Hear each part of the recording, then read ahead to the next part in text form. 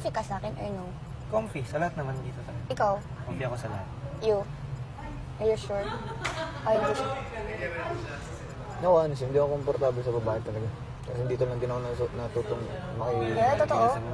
Tangan mo dyan, inakailang gabi bago ako yung good night na hagag sa kanila. Kasi napasok na agad ako sa kwarto. Sinabi ko rin kay Ate Noemin, hindi na ako sanay ako ng... At wala naman akong kaibigan babae sa labas. As in, isa, dalawa, tatlo. Second day! Second day. Naghag ako yung saya talaga sa'yo. Namin. Nandito ka na nun. Ah, okay. Second day ko. Perfect. Gusto lagi, walang mali. Walang mali. Walang mali? Sige, ikaw na yung tama. Ako na yung mali. Perfecto. Ikaw na lang palagi yung tama. Hindi ba pwedeng ako naman ngayon din sa'yo? Ikaw naman palagi, G. No. Pero inaabuso mo na.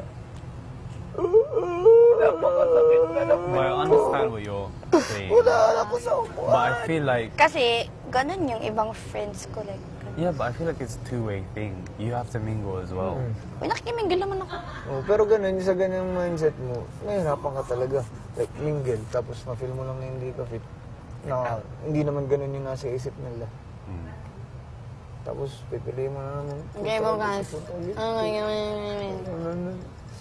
Yeah, you don't have to force it, but just try get to know them.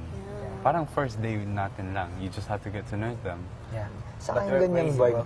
bro. Yan yung Yeah. magnet, hindi yung... Anong magnet? Ano yun? I mean, iyan yung nakaka-attract ba? I mean, kung sa friendship na hanapin mo. Yan yung dikitin, yung ganyan ba? Nagigits mo? Kaya, hindi, ano ba to? Oo, nabigats na kita. Huwag mo nang ano yung utak mo. Huwag mo nang pahirapan. Don't pressure. Don't Yeah. press it. Don't press it. Pull it. Okay, thank you.